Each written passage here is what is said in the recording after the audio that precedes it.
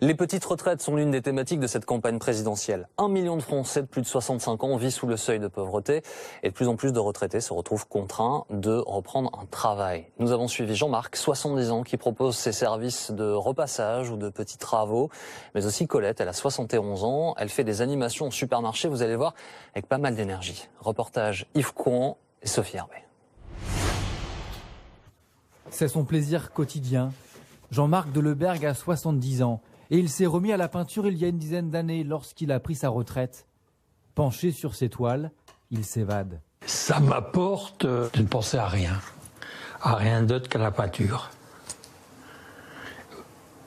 Oublier les petits tracas quotidiens. Faire de la peinture, pour moi, c'est comme si j'étais en vacances. Car Jean-Marc ne part pas en vacances, il n'en a plus les moyens. Ce père de 3 enfants a travaillé 42 ans dans les services administratifs d'une PME dans le secteur de la chimie. Il gagne aujourd'hui 1 500 € de retraite et la moitié de sa pension passe dans son loyer.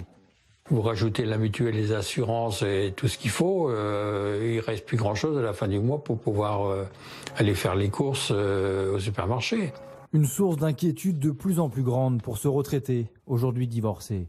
Avec un coût de la vie qui augmente comme ça tous les ans, dans 10 ans, j'aurais perdu combien?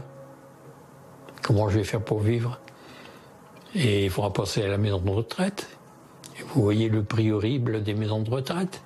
Alors Jean-Marc cherche des compléments de revenus. Il gagne entre 30 et 50 € par mois en vendant ses peintures.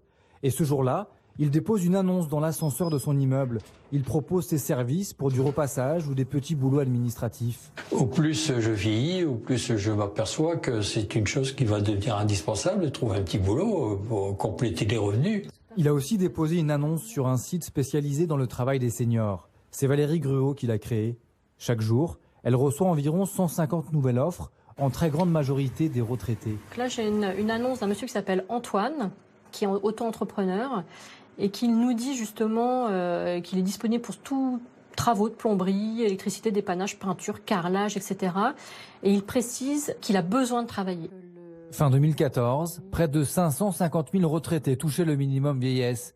En moyenne, le montant s'élevait à 364 € par personne. Aujourd'hui, ils ont la possibilité légale de travailler pour compléter leur pension. Ce site compte près de 170 000 candidats. Depuis 8 ans, le nombre d'inscrits est en constante augmentation. Ça peut être des personnes qui ont tout simplement une toute petite retraite. Et là, on va trouver majoritairement des femmes, puisque sur cette génération, elles se sont beaucoup arrêtées en fait pour s'occuper de leurs enfants. Ou alors, pour certaines, elles ont travaillé, mais en aidant un conjoint qui était commerçant ou artisan, elles n'étaient pas forcément déclarées. Et du coup, aujourd'hui, elles n'ont pas de retraite. Des parcours professionnels à trous, parfois accidentés, comme celui de Colette Thévenet, 71 ans. Ce soir-là, elle reçoit une amie dans son petit appartement HLM. Qu'est-ce que tu veux? J'ai abricot, ananas ou multifruits. Colette était disquaire. Au départ, elle travaille dans le magasin familial où elle est mal déclarée. Plus tard, elle monte sa propre affaire et fait faillite avec l'arrivée d'une grande enseigne. J'ai fermé, j'ai soldé, j'ai perdu, quoi. J'ai tout perdu. Et puis là-dessus, comme par hasard, un problème n'arrive jamais seul. Mon mari, qui était employé, a perdu son boulot. Et puis, de fil en aiguille, le divorce est arrivé. Et on avait à l'époque une maison. Il a fallu vendre la maison. Et puis après, vogue la galère. En cumulant ces différentes retraites, Colette gagne aujourd'hui 732 € de pension. C'est système D, en fait. C'est système D. Quand on a un peu plus de sous, on met de côté pour remplir le réfrigérateur. À la fin du mois, il m'arrive de même pas avoir 10 € pour ou mettre de l'essence ou même aller chercher, je mange plus de pain, mais bon, n'importe quoi. Je n'ai pas 10 € devant moi. Son amie Christine, elle aussi retraitée, l'aide financièrement de temps en temps. Alors je trouve injuste par rapport finalement à son parcours professionnel. Le peu d'argent qu'elle récolte après 40 et plus de 40 ans de métier. Mais pas question pour Colette de se laisser abattre. Nous la retrouvons le lendemain matin sur le parking de cette grande surface. Elle ne vient pas faire ses courses, mais travailler. Bonjour. Depuis 5 ans, Colette fait des animations dans des supermarchés, des missions ponctuelles. Et en ce mois de décembre, la période est cruciale pour elle. Avec les fêtes, elle travaille tous les jours. Ça va être une bouffée d'oxygène en matière de finances. Parce que je vais travailler tout le mois. Ça me permet après, en janvier, de respirer. J'ai l'impression d'être riche quand les salaires tombent, parce qu'un mois de travail, c'est énorme. En plus, comme je travaille certains dimanches, je suis payée double. En moyenne, grâce aux animations, elle gagne en plus de sa retraite 432 € par mois. Ce jour-là, elle est en charge du rayon foie gras et connaît parfaitement les produits. Ça va? Vous n'avez pas envie de foie gras? Pas pour l'instant. C'est pour combien de personnes? C'est pour faire des toasts? Une dizaine. Bah, ça, on compte 10 à 12 par voilà. Colette aime ce contact avec la clientèle. Travailler, ça me permet de respirer, mais de respirer dans tous les sens du terme. Encore faut-il tenir physiquement. Colette a été opérée des 2 genoux, mais elle reste debout 8 heures par jour. Vous avez honte, je suis surprise de ma résistance. Mais c'est vrai, en plus je suis très étonnée. Je suis très étonnée et chaque fois c'est l'inconnu. Est-ce que je vais tenir le coup? Parce que je suis pas non plus... je sais que j'ai pas 20 ans, mais pour l'instant, je vais bien. Devant son rayon, ce jour-là, elle croise une amie, à la fois admirative et scandalisée de voir Colette travailler à son âge. Moi, ça me choque énormément, oui. J'ai la chance d'avoir travaillé dans une banque et d'avoir une retraite convenable. Et je ne trouve pas ça normal que ce ne soit pas le cas de tout le monde qui ont travaillé toute leur vie et qui gagnent un minima vraiment qui peut à peine leur faire survivre, quoi.